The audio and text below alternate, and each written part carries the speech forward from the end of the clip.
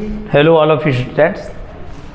आज अपन बात कर रहे हैं आपके क्लास 12th के ही चैप्टर 3rd और 4th मैट्रिक्स एंड डिटरमिनेंट की, जहां हम उसके छोटे क्वेश्चंस और प्लस जितने भी टोटल फार्मूलाज हैं उन सब का अपन रिवीजन कर रहे हैं यहाँ पे। तो अच्छी तरह से देखिएगा, इस एक ही बोर्ड के अंदर पूरे के पूरे आपके फार्मूलेज और उनसे संबंधित आपके क्वेश्चंस भी हैं। जैसे सबसे पहले अपन यहाँ जब बात करें मैट्रिक्स की, तो मैट्रिक्स के अंदर यहाँ और डिटरमिनेंट के अंदर आने वाले 4 क्वेश्चंस हैं। ये वाले टॉपिक आपके 12th के साथ ही साथ आगे कंपटीशन एग्जाम में भी बहुत काम के हैं, चाहे वो एयरफोर्स हो, एनडीए हो, और चाहे आपको उसके अलावा सेकंड ग्रेड फर्स्ट ग्रेड कोई भी एग्जाम हो, तो ये टॉपिक काम का है। देखिए इधर सबसे पहले मैट्रिक्स होती है, उसका स्टैंडर्ड फॉर्म होता है AIJ M×N, जहाँ AIJ एक अवयव को रिप्रेजेंट कर रहा है और M×N है वो उसके पंक्तियों की संख्या और स्तंभों की संख्या, मतलब रोज और कॉलम को रिप्रेजेंट करता है। जो पहले आता है पंक्ति और बाद में आता है वो स्तंभ। तो आप देखिए अवयव की कोटि, ऑर्डर ऑफ मैट्रिक्स M×N, पहले पंक्तियां और बाद में स्तंभ। और ये I और J है वो हमेशा एक नेचुरल नंबर प्राकृत संख्या होती है, इसको प्राकृत संख्या कहते हैं अपन, ध्यान रखना। अब आगे एक बात लिखी मैंने, पॉसिबल ऑर्डर, कि अगर अवयव दे रखे हैं तो उसके पॉसिबल ऑर्डर क्या होंगे। जैसे मैंने कहा 24 अवयव हैं, तो 24 अवयव से पॉसिबल ऑर्डर कैसे हो सकते हैं, मतलब मल्टीपल करने पर 24 होने चाहिए। तो पहला बना 1×24, 2×12, 3×8, 4×6, 6×4, 8×3, 12×2, 24×1। जैसे अभी मान लो 4 अवयव होते तो 1×4, 2×2, 4×1, 6 होते तो 1×6, 2×3, 3×2 और 6×1 होते। इसके बाद में हमारे पास है कि total matrixes of M×N order with anti P elements, P अवयवों को प्रविष्ट करवाकर M×N क्रम की कुल अवयव कितनी होगी। डायरेक्ट क्वेश्चन बनेगा 1 नंबर का, P की पावर M×N। जैसे एग्जांपल के लिए 0 और 1 को आपको क्या करना है, प्रविष्ट कराना है और ऑर्डर लेना है 2×3। तो फॉर्मूला है P की पावर M×N, तो P हो गए 2 और M×N मतलब 2×3, तो 2 की पावर 6 और 2 की पावर 6 होता है 64। तो टोटल मैट्रिक्सेस कितनी बनेगी, 64 बनेगी। फिर आगे हमारा टॉपिक है इक्वल मैट्रिक्सेस, समान अवयव। विशेषता देखिएगा, कोई भी 2 मैट्रिक्सेस अगर इक्वल मैट्रिक्सेस है तो उनका क्रम समान होना चाहिए और संगत अवयव समान होने चाहिए। ऑर्डर इक्वल हो और कॉरेस्पॉन्डिंग एलिमेंट्स है वो क्या होने चाहिए, इक्वल होने चाहिए। जैसे अपने एग्जाम्पल लिया, इस एग्जाम्पल में दोनों ही बराबर दे रखी है, x y की वैल्यू लेनी है। तो x की तुलना की अपन ने 4, तो x बराबर 4, और y-2 की 5 से तुलना की -2 उधर जाएगा +2, तो y का मान कितना आ जाएगा, 7 आ जाएगा। अब हम आगे देखें, इसी के बेस पे क्वेश्चन पड़ा है आपका। क्वेश्चन कह रहा है कि order of A and B are continue P×3 and 4×Q, then value of P and Q if A = B। A और B का क्रम अगर P×3 और 4×Q हो और A और B बराबर हो तो P और Q का मान क्या होगा। तो दोनों को बराबर रखा, इसका ऑर्डर P×3, इसका 4×Q। अब दोनों बराबर होंगे ऑर्डर, तो बराबर होने का मतलब है P 4 के बराबर और 3 Q के बराबर, तो P का मान 4 आ गया और Q का मान 3 आ गया। ऐसे छोटे क्वेश्चन 1 नंबर के आपको मिलेंगे, ध्यान रखना। फिर आते हैं मैट्रिक्स के टाइप्स। देखो मैट्रिक्स के टाइप्स में ध्यान क्या रखना है।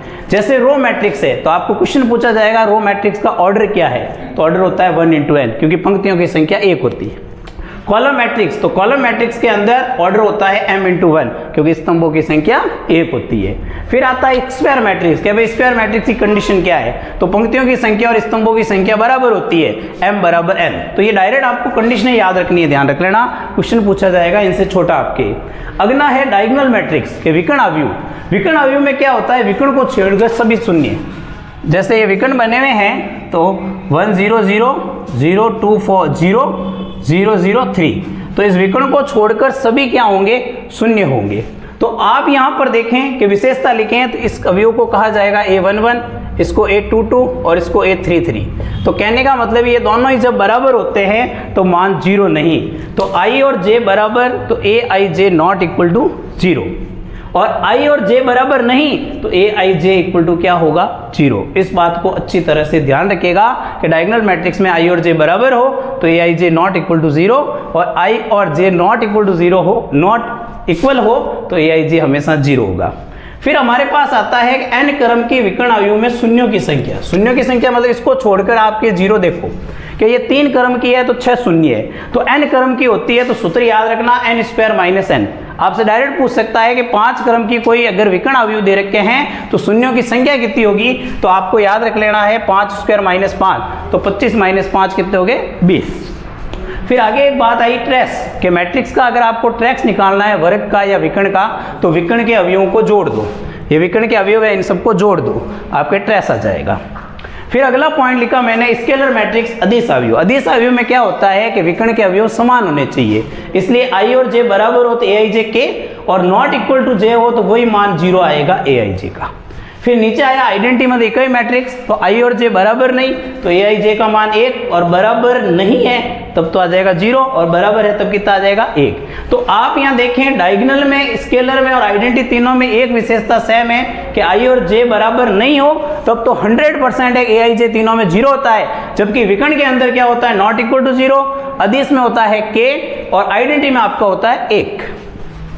फिर अगली मैट्रिक्स है नल मैट्रिक्स, शून्य अवयव। शून्य अवयव की विशेषता होती है aij बराबर क्या होना चाहिए 0 होना चाहिए, क्योंकि सभी अवयव क्या होते हैं शून्य होते हैं। फिर आगे चलें अपन एडिशन और डिफरेंस कि योग और अंतर करना है। तो देखो योग और अंतर करने की सबसे आवश्यक शर्त होती है क्रम हमेशा समान होना चाहिए। अगर 3 × 2 है तो 3 × 2 के साथ ही ऐड या सब्ट्रैक्ट होगी, ध्यान रख लेना। तो उसी के लिए मैंने एक एग्जांपल लिया, a और b दिया और 2a माइनस b पूछा। सिंपल सा क्वेश्चन है, 2a माइनस b 2 लिखा, a मैट्रिक्स माइनस b, सीधा सा इसको सारे गुणा करो, इन सबसे गुणा करोगे 4 6 2 8। अब इसको इसमें से घटा दो, तो 4 में से 5 गया -1, 6 में से 1 गया 5, और 2 में से 3 गया -1, और 8 और 2 कितने हो गए 10 हो गए। ऐसा ही एक नीचे क्वेश्चन लिखा हुआ है cos थीटा ब्रैकेट में मैट्रिक्स sin थीटा ब्रैकेट, पहले cos का मल्टीपल किया cos स्क्वायर थीटा sin थीटा minus sin theta cos square theta, sine का किया sin square minus sin cos, यहाँ sin theta cos theta sin square. अब इनके समन अंग्यों का तो जोड़ेंगे तो यहाँ पर आप देखोगे कि cos स्क्वायर और प्लस sin स्क्वायर एक होता है, और ये आपस में कट जाएंगे क्योंकि ये प्लस माइनस है, ये भी आपस में जोड़ेंगे तो कट जाएंगे, और cos square plus sin square यहाँ पर भी कितना होगा 1 होगा। तो ये आप देखो 1 0 0 1 जो मैट्रिक्स बनी है, तो ये मैट्रिक्स आपके सामने क्या बन गई I बन गई है। तो देखो अगला क्वेश्चन है ऐसा कैसा इसी योग के आधार पर कि a और b का क्रम p × 2 और 3 × q दे रखा है। a और b का ऑर्डर आपको दे रखा है, तो a प्लस b है ना, उसका ऑर्डर क्या होगा। तो देखो a लिखा b लिखा, प्लस किया हुआ है, a का ऑर्डर है p × 2 इसका है। अब कोई भी दो मैट्रिक्स अगर प्लस दे रखी है तो उनका क्रम समान होना चाहिए, तो समान होगा तो p 3 के बराबर और 2 q के बराबर, तो p का मान 3 q का मान 2, तो नया ऑर्डर अपने पास कितना आ जाएगा 3 × 2 आ जाएगा। अगला देखें इसकी प्रॉपर्टीज देखें योग की, तो a प्लस बी और b प्लस ए बराबर होता है, चाहे a को b के साथ जोड़ो चाहे b को a के साथ, हमेशा क्रम विनिमय होता है कम्यूटेटिव। और सहचर्य की बात करें a प्लस बी प्लस सी और a प्लस बी प्लस सी, तो एसोसिएटिव भी होता है। फिर बात आती है इसका आइडेंटिटी, तत्समक अवयव क्या होता है। तो आज किसी भी मैट्रिक्स के साथ शून्य मैट्रिक्स को जोड़े तो वही मैट्रिक्स आती है, इसलिए याद रखना योग संक्रिया के लिए तत्समक अवयव हमेशा शून्य अवयव नल मैट्रिक्स होता है, ये बात ध्यान रखें। अब हमारा अगला टॉपिक है प्रोडक्ट, गुणनफल। देखो गुणनफल करते हैं a का b से, तो a का ऑर्डर अगर p × q और इसका m × n है, तो विशेषता होती है कि ये दोनों ही बराबर होने चाहिए q और m। कहने का मतलब एक आवश्यक शर्त की बात करें गुणनफल की, तो याद रखें a और b के गुणनफल की आवश्यक शर्त होती है a के स्तंभों की संख्या b की पंक्तियों की संख्या के बराबर हो, कि number of columns of a number of rows of b are equal, then it is a possible to product of a and b, otherwise no. तो a और b का अगर गुणनफल करना है तो आपको a के स्तंभों की संख्या और b के पंक्तियों की संख्या बराबर होनी चाहिए, और हमेशा होता है पंक्ति का स्तंभ से गुणा होता है। जैसे एक एग्जांपल ले रखा है कि ये 3 × 1 की 1 × 3 है, तो गायब हो गया 3 × 3 की बनी। अब इसका गुणा करो तीनों से, 2 3 4 कंटिन्यू, 2 का करो 2 दूनी 4 2 3 6 2 चौका 8, 3 का करो 3 दूनी 6 3 3 9 3 चौक 12, हो गया ये वाला काम खत्म। अब इसी के आधार पर देखो जो 1 नंबर के क्वेश्चन बनते हैं छोटे, कि आपको अगर a और b के ऑर्डर दे रखे हैं, जैसे उसमें दिए a और b का ऑर्डर 3 × 4 और 4 × 5 और a b का ऑर्डर, a b लिखा 3 × 4 4 × 5, तो 4 तो गायब हो गया, तो नया ऑर्डर क्या आ गया 3 × 5, तो a b का ऑर्डर आ गया 3 × 5। ये बात ध्यान रखिए। इसके भी कुछ प्रॉपर्टीज होती है, जिसमें प्रॉपर्टीज होती है, और ये ध्यान रखना कि ये क्रम विनिमय नियम का पालन नहीं करता है, ए बी बी ए के बराबर नहीं होता है, जबकि सहचर्य में ए बी सी और ए बी सी हमेशा बराबर होता है।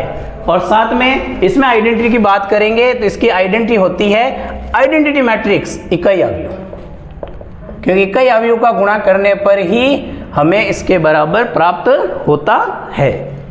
देखिए भाई अवयव और सारणी के अंदर आगे ट्रांसपोज मैट्रिक्स। देखो ट्रांसपोज मैट्रिक परिवर्त अवयव होता है, उसका मतलब होता है पंक्तियों को स्तंभों में बदलना और स्तंभों को पंक्तियों में बदलना। तो पंक्तियों को स्तंभों में और स्तंभों को पंक्तियों में बदलते हैं तो सबसे बड़ा जो फर्क पड़ता है एक तो अवयवों पे, विकर्ण के अवयवों पे कभी फर्क नहीं पड़ता है, मगर विकर्ण को छोड़कर अवयवों पे फर्क पड़ता है। जो अवयव A11 पर होगा उस पर नहीं पड़ेगा, मगर A12 होगा वो A21 पर आ जाएगा। और मेन बात ध्यान रख लेना यहाँ पर कि क्रम में परिवर्तन, अगर m इंटू n है तो वो n इंटू m हो जाएगा।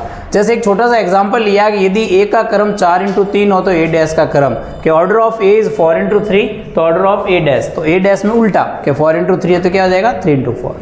अगला एक क्वेश्चन लिखा हुआ है a आपको एक मैट्रिक्स दे रखी है और a डैश निकालो, तो जैसे ये स्तंभ बना हुआ है तो पंक्ति में कन्वर्ट कर दो, 2 4 हो गया। फिर हमने कुछ प्रॉपर्टीज पढ़ी है कि a डैश का डैश लेते हैं तो a होता है, और सारी मैट्रिक्सों का अगर प्लस माइनस में पड़ा और डैश निकालना है तो डैश को अलग अलग किया जाएगा, a1 का डैश, a2 का डैश, डैश डैश an का डैश। i का डैश i होता है, इकाई मैट्रिक्स का डैश निकाला जाए, आइडेंटिटी का i, और इकाई मैट्रिक्स के ऊपर कितनी घात कर दी जाए तो भी वो इकाई ही होगा। एक ध्यान रखना k का डैश हो तो k डैश होगा, k के ऊपर डैश नहीं आएगा।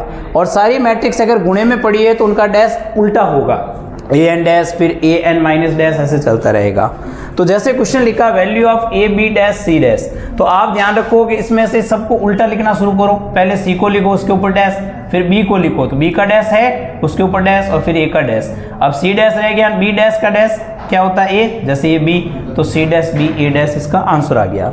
आगे हमारे पास है सिमेट्रिक मैट्रिक्स। सिमेट्रिक मैट्रिक्स की विशेषता होती है कि a डैश a के बराबर हो, और वही इसके सिमेट्रिक मैट्रिक्स की विशेषता होती है कि a डैश है वो माइनस a के क्या होना चाहिए, बराबर होना चाहिए।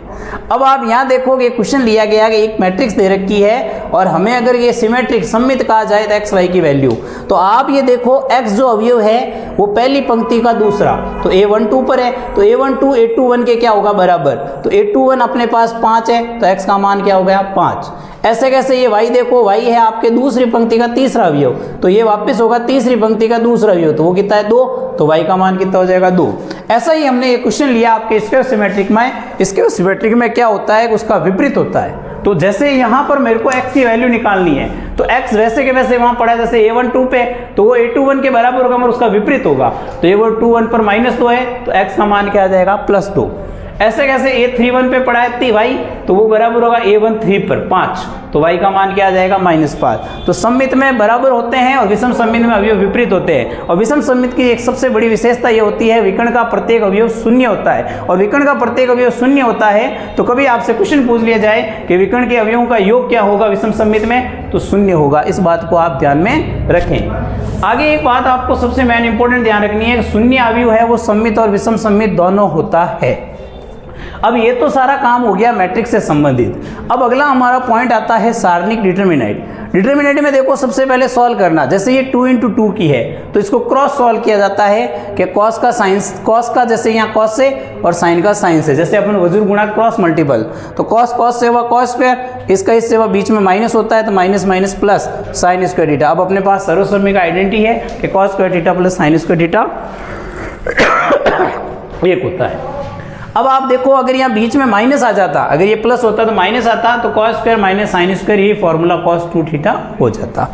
आगे मैंने क्वेश्चन लिया 3 × 3 का, कैसे सॉल्व करते हैं देखो कि 3 × 3 में इस अवयव को पहले लिखा जाता है, तो इस पंक्ति को और इसको छुपा दो, स्तंभ और पंक्ति को, तो इनका गुणा करो -2 माइनस इसके करेंगे तो -4 और ये -3, फिर इसका होता है चिन्ह माइनस और इसका गुणा और इसका गुणा किया तो 2 -4, फिर लास्ट वाला है इस लाइन को छुपाएंगे, ये प्लस का मतलब इसका चिन्ह प्लस, इसका माइनस, इसका प्लस, इस लाइन को इसको छुपाएंगे तो 3 और ये +8। अब जोड़ो -7 और ये -14, इसका किया 6 और इसका किया 55, सबको करने पर अपना आंसर कितना आ गया 47।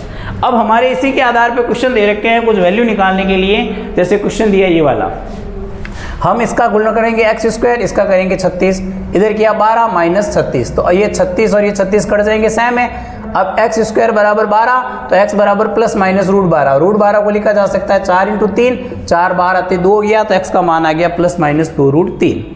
अब सारणिक पे अगर ऊपर वर्ग आता है तो आपको क्या करना है, उसको हल करके उसका स्क्वायर करना, जैसे 4 × 4 और -2 उसका स्क्वायर, इधर किया 3x - 2 यहाँ माइनस चिन्ह, ब्रैकेट कर दो x और ये कितना हो गया प्लस का 6, तो 4 माइनस 2 2, 2 का वर्ग 4, सामने 3x माइनस 2, ये माइनस x माइनस 6। अब सॉल्व करते हैं अपन, तो माइनस 2 और माइनस 6 माइनस 8, उधर जाते ही प्लस 8 तो हो गया 12 और यहाँ बच गया अपने पास 2x, तो x का मान अपने पास कितना आ गया 6 आ गया।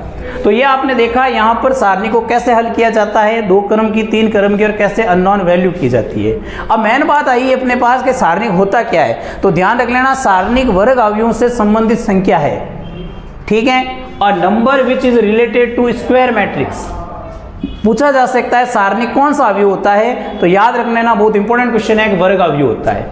अब इसी के आधार पर हम कुछ प्रॉपर्टीज पढ़ते हैं। जैसे प्रॉपर्टी लिखी मैंने, एक सारणिक k है तो वो k की घात n सारणिक a के बराबर होता है, जहाँ n है वो a का क्रम है। जैसे उदाहरण लिया कि सारणिक a का मान 4 है और उसका क्रम 3 × 3 है, तो 5a सारणिक का मान, तो 5a लिखा तो 5 काम कर रहा है k का, तो k बार आएगा घात n, तो 5 की घात 3 सारणिक है, 5 की घात 3 125, इसका मान 4 लिख दिया, गुणा कर दिया 500 अपने क्या आ गया आंसर।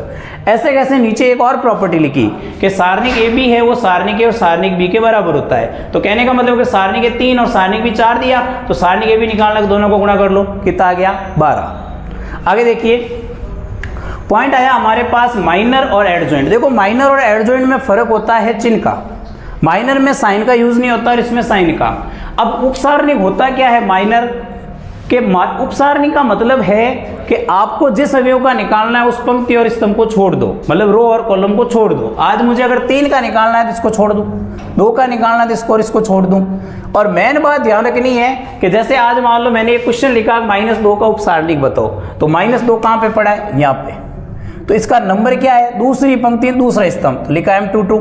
अब ये लाइन छुप जाएगी, ये लाइन छुप जाएगी, बाकी वाले को लिख दो 3 4 7 0, इनका वज्र गुणा करके सॉल्व कर लो, 0 और -28, ये -28 आ गया।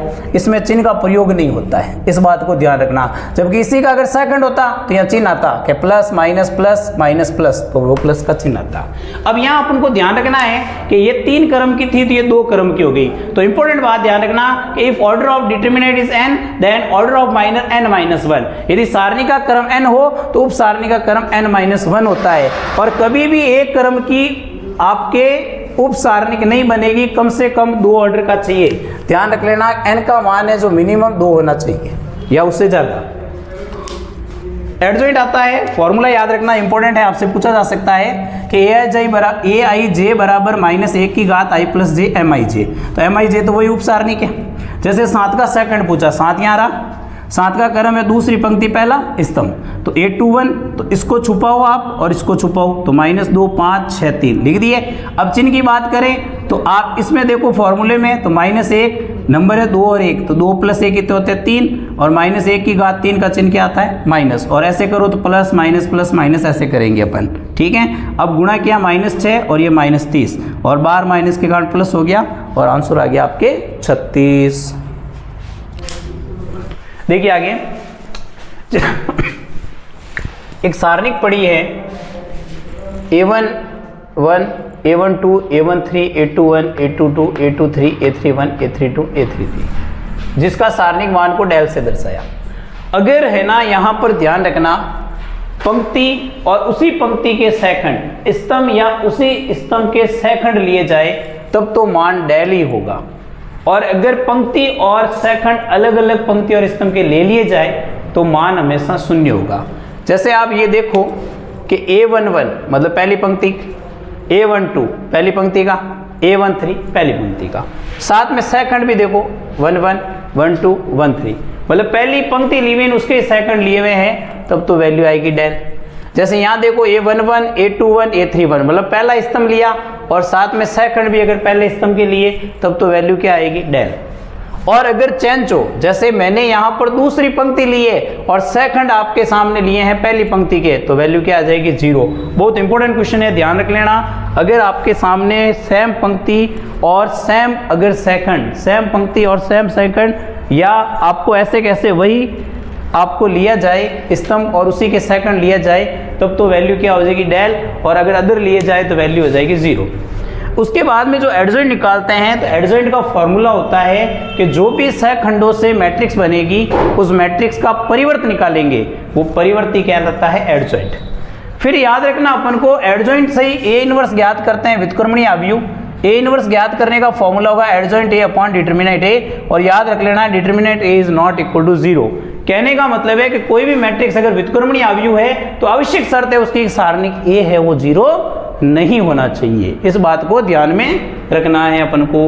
अगला है कि अगर मान लो अव्युत्क्रमणीय हो, सिंगुलर हो जाए, तो डिटरमिनेंट ए क्या होगा 0। अब इसी के बेस पर एक क्वेश्चन भी करते हैं अपन। जैसे आज ये एक मान लो मैंने मैट्रिक्स दी और मैं कह दूं सिंगुलर मैट्रिक्स मतलब अव्युत्क्रमणीय अवयव है, तो x का मान बताओ। तो अव्युत्क्रमणीय अवयव है तो इसका सारणिक मान क्या होगा 0। अब सारणिक मान 0 होगा तो सारणिक मान 0 होने का मतलब ये है कि हमने सारणिक लिखा मान 0। अब देखो ये x लिखा, गुणा किया 20 माइनस 0, आगे लिखा -2, ये 5 -0 +0 जो भी करो, ये 3 लिखा, इसका गुणा किया 1 और +8, तो ये तो हो गया 20x, ये हो गया -10, ये 9 × 27। अब 27 में से 10 गए 17, कहने का मतलब है 20x बराबर हो गया +17 उधर जाते हो गया -17 और बट्टा 20, तो x का मान आ गया। ये बात ध्यान रखना। वैसे शर्तें बहुत इंपॉर्टेंट है, क्वेश्चन से भी ज़्यादा, इस बात को ध्यान रखें। अब देखो इसी के बाद में हमारे पास हमारी एक्सरसाइज के अंदर भी दे रखा है ये पॉइंट प्रूफ करने का। उसी बेस पे छोटे क्वेश्चन देखिए कि ए एडजॉइंट ए, डिटरमिनेंट ए आई और एडजॉइंट ए और ब्रैकेट के बाहर ए, ये हमेशा बराबर होता है।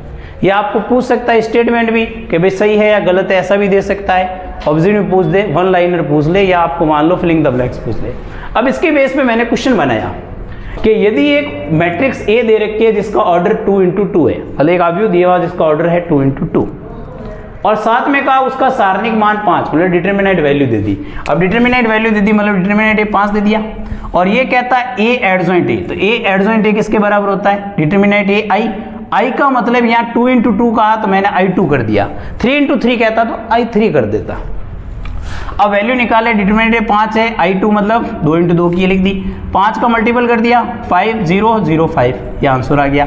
अब ऐसे कैसे इसका विपरीत क्वेश्चन दे दे कि ए एडजॉइंट ए अगर इसके बराबर हो तो डिटरमिनेंट ए, आपने देखा आपने गुणा किया अंदर जिसका 1 से गुणा हुआ वही तो डिटरमिनेंट ए है, तो यहाँ आप देखो अंदर क्या है √2, तो डिटरमिनेंट ए की वैल्यू क्या है √2। ऊपर वाले से भी ज़्यादा ये इंपॉर्टेंट है क्वेश्चन, ध्यान रख लेना। इसी के बेस पे आपसे डिटरमिनेंट ए की वैल्यू पूछी जा सकती है। आगे देखिए आप कि ए इनवर्स का जो इनवर्स होता है वो आपके क्या होता है ए, और ए बी का इनवर्स है वो बी इनवर्स ए इनवर्स। अब कोई जरूरी नहीं ए बी, अभी A1 A2 A3 dash dash ऐसे करके इनवर्स ले लिया जाए, तो यहाँ पर भी उल्टा AN inverse dash dash A2 inverse A1 inverse ऐसे चलता रहेगा। तो मैंने एक क्वेश्चन लिया value of A B inverse C inverse, तो इनवर्स है तो सबसे पहले उल्टा वाला, पहले सी आएगा उसके ऊपर इनवर्स, फिर बी के ऊपर इनवर्स आएगा, तो इनवर्स का इनवर्स क्या हो गया बी, और ए के ऊपर क्या आ गया इनवर्स। आगे हम देखें कि डिटरमिनेंट ए है उसकी value 1 upon determinant A inverse, मतलब ए इनवर्स का डिटरमिनेंट ए के डिटरमिनेंट का उल्टा होता है। जैसे क्वेश्चन में अगर सारणिक ए 2/3 है तो ए इनवर्स का सारणिक क्या हो जाएगा 3/2, सिंपल सा है, फॉर्मूला याद रखना है। फिर आगे है कि अगर एडजॉइंट ए का सारणिक निकाला जाए तो सारणिक ए की घात n-1 होता है। जैसे क्वेश्चन लिखा कि 3 × 3 ऑर्डर की एक मैट्रिक्स दे रखी है जिसका डिटरमिनेंट वैल्यू 5 है, सारणिक मान 5 है, तो एडजॉइंट ए का क्या होगा सारणिक मान, तो एडजॉइंट ए का सारणिक मान सारणिक ए की घात n-1, n हो गया 3 × 3 तो n का मान 3, तो 3 - 1 2 होते हैं, और सारणिक ए का मान कितना दिया 5, 5 की घात 2 कितना होता है 25। ध्यान रखना ये छोटे छोटे क्वेश्चन बहुत इंपॉर्टेंट है। अब मैक्सिमम तौर पे आपके 1 मार्क्स के क्वेश्चन खत्म हो चुके हैं मैट्रिक्स और डिटरमिनेंट के, तो अभी 2 बातें ध्यान रख लीजिएगा। वैसे गुणधर्म है नहीं कोर्स में, मगर डायरेक्ट क्वेश्चन पूछ ले कि किसी सारणिक की 2 पंक्तियां या 2 स्तंभ समान हो जाए उस सारणी का मान क्या होता है 0। If 2 rows and columns are equal then value is 0। ध्यान रखना डिटरमिनेंट की। लास्ट मैंने लिख दिया है area of triangle del half x1 y1 1 x2 y2 1 x3 y3 1, और इसी के बेस पे शर्त होती है सरे की शर्त कोलिनियर के त्रिभुज का क्षेत्रफल 0, डेल बराबर क्या आ जाएगा 0। तो ये हमने मैट्रिक्स और डिटरमिनेंट दोनों के ही ऑब्जेक्टिव क्वेश्चंस कर लिए हैं। अच्छी तरह से आप देखिएगा हमारे इस वीडियोस को, जिससे आपको 1 मार्क्स के जो भी आपके 4-5 क्वेश्चन आने वाले हैं पूरे अच्छे से क्लियर हो जाए। और हमारे इस वीडियो को अपने दोस्तों के साथ भी शेयर कीजिएगा, जिससे वो भी हमारे इस छोटे छोटे क्वेश्चनों का आराम से लाभ उठा सके। और आप सभी हमारे इस वीडियो को लाइक कीजिएगा, कोई भी डाउट हो तो कमेंट कीजिएगा, और अपने दोस्तों के साथ शेयर कीजिएगा। और हमारे इस चैनल को अब तक सब्सक्राइब नहीं किया है तो आप इस चैनल को ज़रूर सब्सक्राइब कीजिएगा। Thank you.